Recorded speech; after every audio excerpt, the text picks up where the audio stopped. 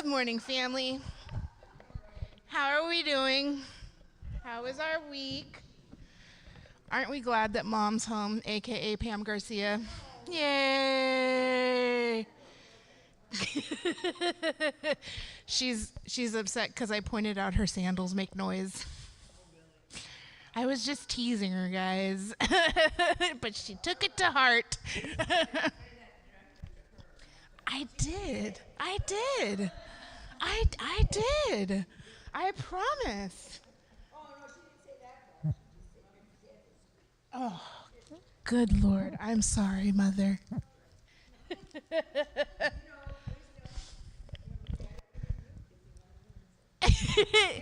We just need to put a little olive oil on there, maybe. We need to anoint your feet with some anointing oil, and the sandals will loosen up. That's what I think. Okay, so did you all get my email? Yes, I see nodding heads. I see. Yeah, yeah, yeah. Okay, good. Okay. So you know that today we're talking all things fasting and prayer, right? Good. Does anyone know why we fast and pray? Just off the top of biblical knowledge? Anybody? Well, that would be something that the world has started. It's called intermittent fasting. You're not wrong.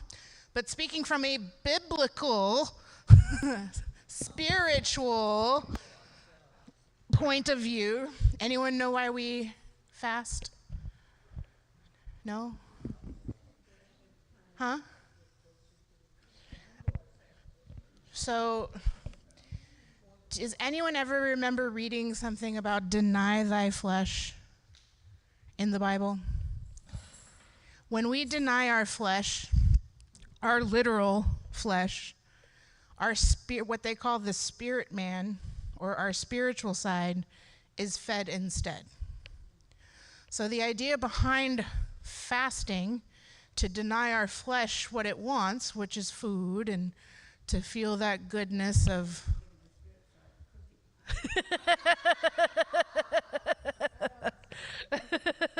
in case you missed it, Miss Susan said, well, why can't I just give my spirit side a cookie? But the idea is that when we deny our flesh, our spirit side gets stronger to the point to where, spiritually speaking, we should be able to actually hear God clearer. We should feel closer to him. That's the idea. And we see it a lot in the Old Testament. In the New Testament, we see it after Jesus leaves us a lot. Because before, when Jesus was actively on the earth, there's actually a verse where someone says, why do John the Baptist's followers fast and pray, but your followers never do? And he was like, why should they fast when I'm here? They don't need to deny their flesh because he's actively here walking with them so they can hear him speak. They are with him, literally, physically, as he walks the earth. So they don't need to fast in order to get closer to him because he was actively already here. But after he leaves to return to the Father, that's when the apostles actually start fasting and praying because their God is no longer physically walking with them. So, I bring this up because I have a small challenge for us this week. Okay? You get to pick the day.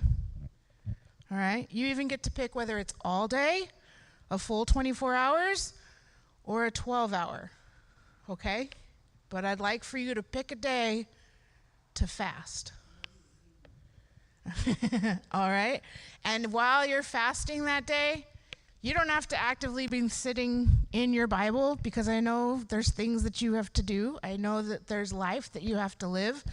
But I ask that even if you're walking around the grocery store, checking things off your grocery list, that you're praying actively in your mind to God. Just talking to him. And just see if after that day or that 12 hours that you reserved to fast with God, just see what happens.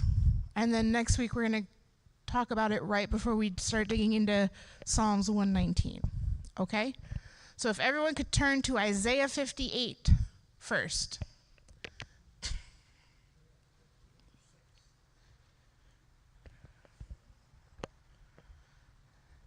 Good old Isaiah.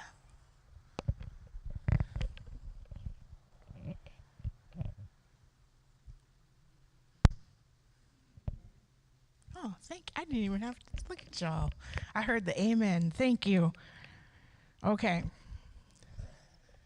We're going to start at verse 1. Bless you. God bless you. Cry loudly. Do not hold back. Raise your voice like a trumpet and declare to my people their wrongdoing, and to the house of Jacob their sins. Yet they seek me day by day and delight to know my ways, as a nation that has done righteousness and has not forsaken the ordinance of their God. They ask me for just decisions. They delight in the nearness of God. Why have we fasted and you do not see? Why have we humbled ourselves and you do not notice? Behold, on the day of your fast, you find your desire and oppress all your workers. Hold on, there's a page turn. Behold, you fast for contention and strife, and to strike with a wicked fist. You do not fast like you have done today, to make your voice heard on high. Is it a fast like this that I choose, a day for a person to humble himself? Is it for bowing one's head like a reed, and for spreading out sackcloth and ashes as a bed? Will you call this a fast, even an acceptable day to the Lord? Is this not the fast that I choose, to release the bonds of wickedness, to undo the ropes of the yoke, and to let the oppressed go free, and break every yoke? Is it not to break your bread with the hungry, and bring the homeless poor into the house? When you see the naked, to cover him, and not to hide yourself from your own flesh? Then your light will break out like the dawn, and your recovery will spring up quickly, and your righteousness will go before you. The glory of the Lord will be your rear guard. Then you will call, and the Lord will answer. You will cry for help, and he will say, Here I am. If you remove the yoke from your midst, the pointing of the finger and speaking wickedness, and if you offer yourself to the hungry and satisfy the need of the afflicted, then your light will rise in the darkness, and your gloom will become like midday, and the Lord will continually guide you and satisfy your desire in scorched places. Anybody get anything out of that? Yeah. Not only is it saying, watch your, what I call heart posture, right? Because Candace said something funny to me the other week. She was like, I don't eat all day because I forget to eat. Can't that count as fasting? To which I lightly rebuked her out of love and said, no, because it's not just about not eating. It's about a heart posture. It's about choosing not to eat in addition to focusing on God. And focusing on God doesn't mean you have to remove your focus from everything else. It just means that God has to be in your day, walking with you in everything that you do, which he will, and he can, even if it's sitting at a desk furiously typing emails away that nobody reads. Okay? I myself have fasted. I try to do it at least once a month for at least a day. There are some times that I've fasted for 3 days because that's an Esther fast. But I will tell you right now, I've never done a full Esther biblical fast because they fasted for 3 days with no liquid and no food. And whenever I fast, I at least give myself coffee, water, tea, right? I've never done without the liquid. I've done without the food, the eating of things, but I've never gone without liquid as well. And then I've also done a Daniel fast, which he's in the list. We're going to touch on that. But Daniel and the Israelites who were put into the commission of Nebuchadnezzar's army. Everyone remember Nebuchadnezzar? Man. So Nebuchadnezzar was a foreign king, I see you, Miss Patsy, who took over Israel. And he was a great foreign king who threw Shadrach, Meshach, and Abednego in the fire, and they never burned because they refused to bow down to his image of gods. Daniel, he threw in the lion's den, but also then prayed to Daniel's God saying, please let him survive, because he didn't actually want Daniel to die, but his closest, whatever those advisors are that kings used to have, were like, well, the law is the law, and he broke the law, so you have to put him in the lion's den. And so Nebuchadnezzar did. But he prayed to God, not his God, but to Daniel's God, please protect him. If you truly are God, don't let him get hurt, to the point where the next day, Daniel's literally petting kitties and just hanging out with lions like it's no big deal. Daniel and the Israelites, when they first came into the employ, if you will, of being in the army for Nebuchadnezzar, the army was being fed meats, wine, cheeses, all things animal, all things alcohol, and that's what they believed would make them big and strong, right? But Daniel came to his commander and said, let me and my brothers eat how we would eat, and if after a certain amount of time you test us and our strength isn't as strong, or we're not as quick, or we're not as sharp, we'll change our diets to eat how you eat. So after 21 days, the Israelites were tested, and they were found to be healthier, smarter, faster, and have more endurance. And what they ate those 21 days was nothing animal. They ate all things vegetable. They ate fruits. They ate grains. They ate beans and legumes. They had no animal fat. They only ate olive oil. They drank no alcohol. So a Daniel fast isn't denying yourself food necessarily, but it means after church you're not going to go through Carl's Jr.'s drive-thru and get a hamburger and fries that have been fried in beef fat, or you're not going to go home and make that New York steak that you just pulled out of the freezer to defrost because you really wanted a steak on Sunday night, but instead you're going to eat veggies and fruits and seeds and nuts and legumes. In fact, I think the only animal byproduct that, according to Hebrew scholars, they ate was honey.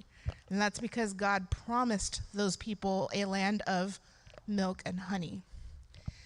The milk also wasn't what we think of as cow's milk. It was goat's milk. In the Old Testament, they drank a lot of goat's milk. So, do I see a hand? Did I see a hand? No? Okay. Esther, chapter 4, verse 3. If you would be so kind.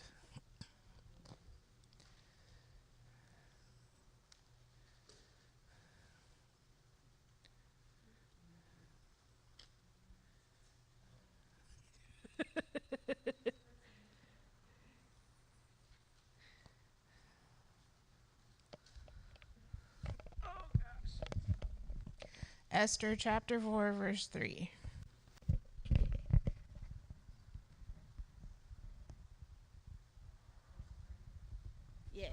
Yes. Has anyone ever seen the movie Esther? Either one, because there's two.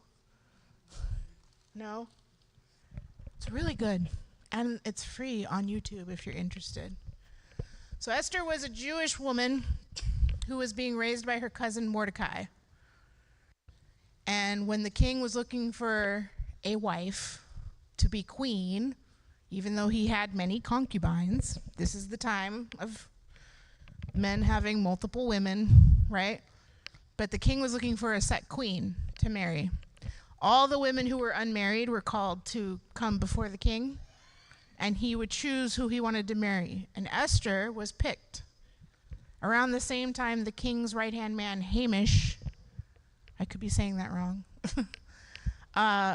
devised a plot against the Jewish people because he felt that they were getting too strong and there were too many of them. Similar to Pharaoh back in good old Exodus times, thinking that the Jewish people were just multiplying way too fast and they would overtake them one day. So he tricked the king into signing a decree that on one day, if you wanted to kill any Jew, you could without any repercussions. And unfortunately, the king signed it. And once a king signs a decree in this time, there's no going back and undoing it. So Mordecai is actually in sackcloth with ashes on his head in the front gate, currently lamenting and fasting because why would you do this to us? The king actually likes Mordecai. Like, they get along. The Mordecai has helped the king before at this point in time. The king doesn't understand what's going on. And Esther, as his wife, doesn't understand what's going on either because she doesn't know the decree. Well, when she finds out, she tells Mordecai, tell every Jew in the land to fast for 3 days with me. Because she plans at the end of that 3 days to approach the king and ask for him to save her people. You should know that at this time in history, you couldn't just approach the king until he called for you.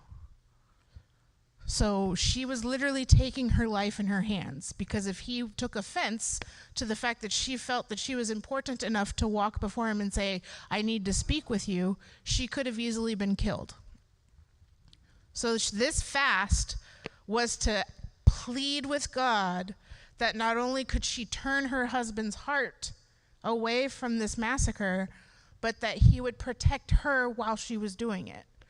So, Esther chapter 4, verse 3. In each and every province where the command and decree of the king came, there was great mourning among the Jews, with fasting, weeping, and mourning rites.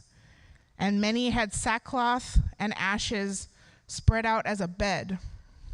Then Esther's attendants and her eunuchs came and informed her, and the queen was seized by great fear. And she sent garments of clothes to Mordecai so that he would remove his sackcloth from him, but he did not accept them. Then Esther summoned Hathach from the king's eunuchs, whom the king had appointed to attend her, and ordered him to go to Mordecai to learn what this mourning was and why it was happening. So Hathach went out to Mordecai in the city square in front of the king's gate. Mordecai told him everything that had happened to him and the exact amount of money that Haman had promised to pay to the king's treasuries for the elimination of the Jews. He also gave him a copy of the text of the edict which had been issued in Susa for their annihilation, so that he might show Esther and inform her and to order her to go into the king to implore his favor and plead with him for her people. So Hathach came back and reported Mordecai's words to Esther. Then Esther spoke to Hathach and ordered him to reply to Mordecai. All the king's servants and the people of the king's provinces know that for any man or woman who comes to the king in the inner courtyard who is not summoned, he has only one law, that he be put to death, unless the king holds out to him the golden scepter so that he may live. And I have not been summoned to come to the king for these 30 days. And they reported Esther's words to Mordecai. Then Mordecai told them to reply to Esther, do not imagine that you in the king's palace can escape any more than all the other Jews. For if you keep silent at this time, liberation and rescue will arise for the Jews from another place, and you and your father's house will perish. And who knows whether you have not attained royalty for such a time as this. Then Esther told them to reply to Mordecai, go, gather all the Jews who are found in Susa and fast for me. Do not eat or drink for 3 days, night or day. I and my attendants also will fast in the same way, and then I will go into the king, which is not in accordance with the law, and if I perish, I perish." So Mordecai went away and did just as Esther had commanded. Esther was literally willing to die for her people. She accepted that God placed her where she was for this particular moment.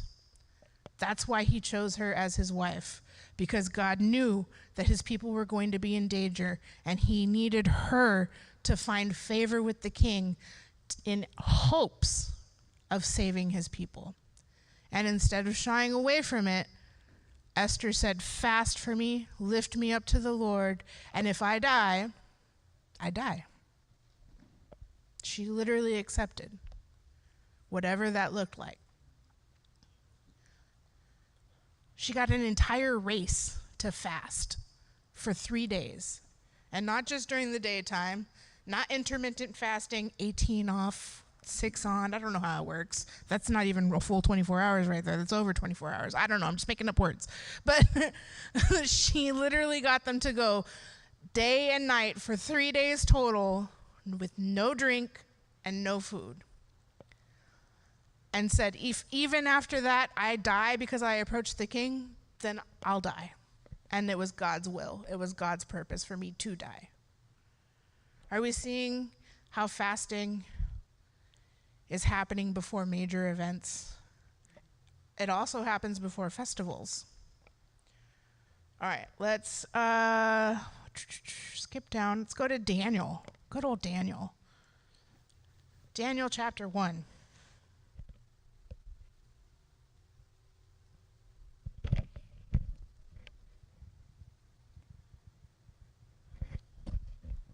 Man, the church next door has been rocking out all morning.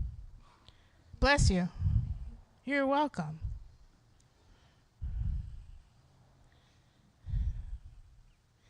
Daniel, there you are, Daniel.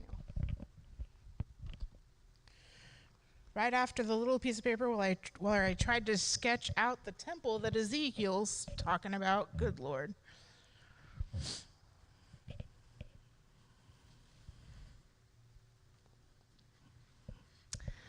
Chapter 1, verse 8. It's called Daniel's Resolve in my Bible. Does anyone have anything else in theirs? No?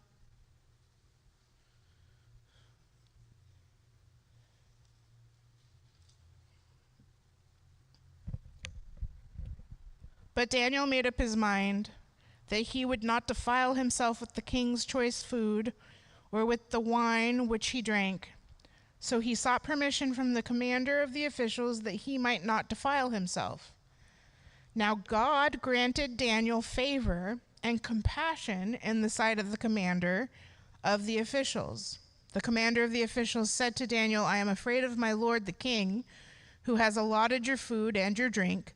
For why should he see your faces looking gaunt in comparison to the youths who are your own age? Then you would make me forfeit my head to the king." But Daniel said to the overseer, whom the commander of the officials had appointed over Daniel, Hananiah, Mishael, and Azariah, "Please put your servants to the test for 10 days, and let us be given some vegetables to eat and water to drink.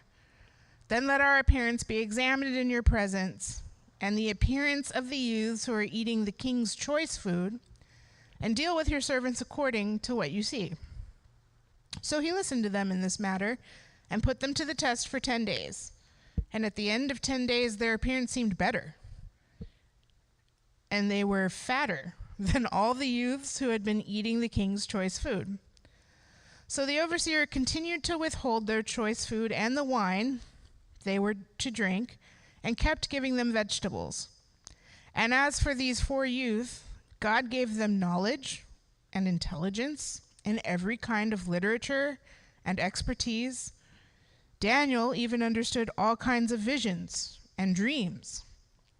Then at the end of the days which the king had specified for presenting them, the commander of the officials presented them before Nebuchadnezzar, and the king talked with them and out of them all not one was found like Daniel, Hananiah, Mishael, and Azariah. So they entered the king's personal service.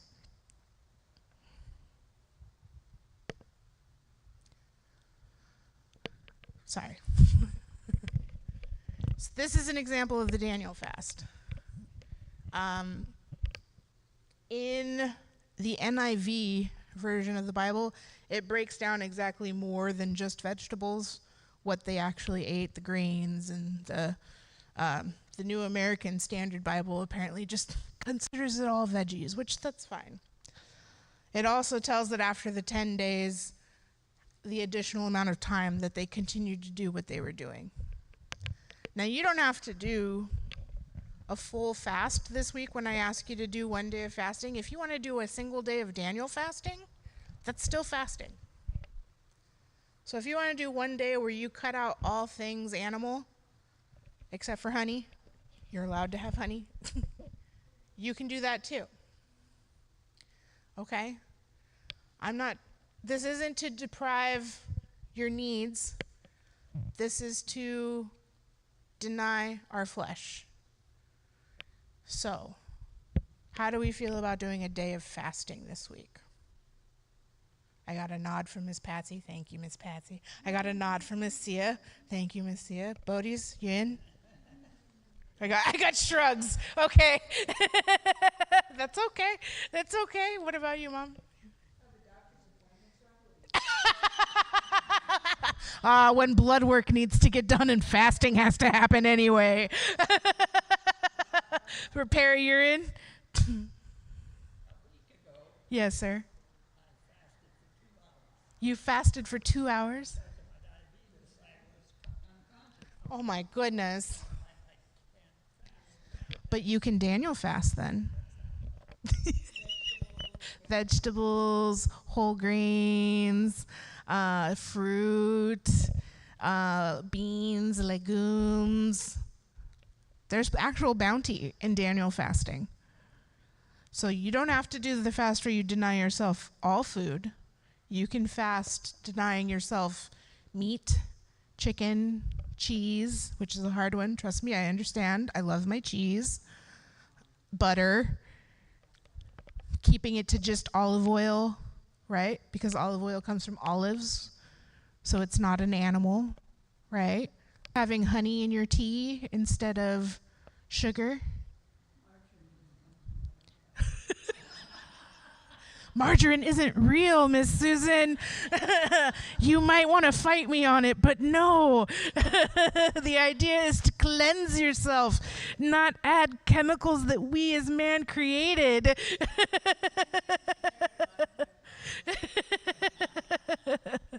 Yes, ma'am.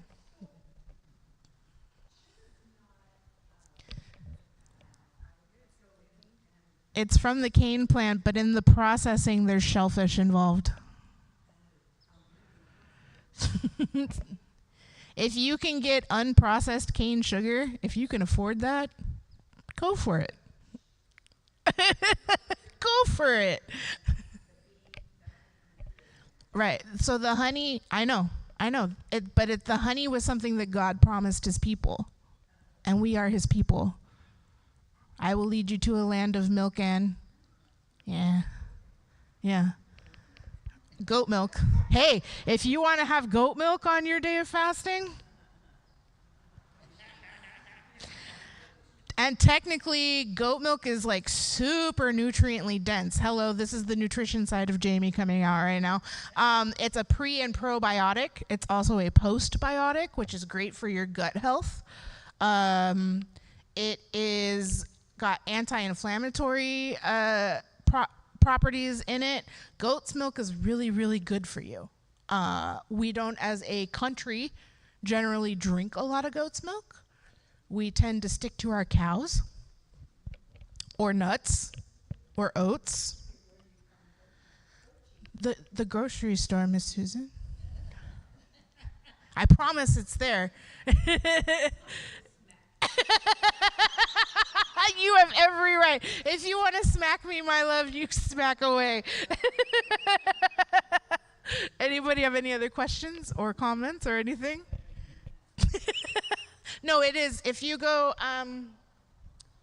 like you might not be able to go to Stater Brothers and find goat's milk, but I can almost guarantee you if you go to like Vaughn's Pavilions or if you go to Sprouts or like Whole Foods, which is probably a little more expensive, but I would go to Sprouts or Trader Joe's. I know Trader Joe's has goat's milk. I've seen it. So it is there. I promise it's available. And if you talk it over with God and he says, have the goat's cheese instead, have goat's cheese instead, which is made from goat's milk, right? That can be found at every grocery store in the fancy cheese section. Yes, the deli section. I call it the fancy cheese section because it's all those little tiny little circles and squares and of cheese that I don't even, what is that? I don't know. It's a soft cheese, hard cheese, spreadable cheese. But I really encourage you to try a day. If not this week, if this week isn't good for you, pick a day coming up. Just one day, just 12 hours if you can't do a full day. And again, if you can't do a full fast, where like you're not eating any food for health purposes, right? Then you don't have to, but maybe switch to a Daniel fast, you know? Because with a Daniel fast, actually, Perry, it will help balance out your sugar levels. You won't get the spike that happens when you eat a lot of animal protein. Your sugar levels should be nice and even. Lord help me. Of course, if you are, if you do manual labor, or meaning you work hard during your day, not eating anything can also be detrimental to your health. So switch to a Daniel fast, okay? This is not meant to cause you medical distress, but this is meant to bring you closer to God. And use that time, whatever's on your heart that you've been like, why, God? Or what do you want me to do, God? Or am I moving the way you want me to move? Really bring that to him. Really focus in on that and really talk to him about it and see if he doesn't give you a solution or an answer or a direction. Amen? Yeah? Any other questions? Did everyone get the piece of paper with the New Testament editions? Okay, fantastic. All right, guys. Thank you so much, family. I love you, but thanks, Mom. You can always count on you. Thanks, guys. Have a wonderful week. Hey, just a quick heads up, possibly in the future, we're going to go a Sunday, maybe possibly every other month or every month, I'm not sure yet, where we don't do Bible study in an effort to allow other small groups to get to meet on Sundays as well, okay? We don't want to step on each other's ministries. We want to uplift them, right? So I will keep you informed as to when that happens. I won't catch you unawares, okay? All right. I love you guys.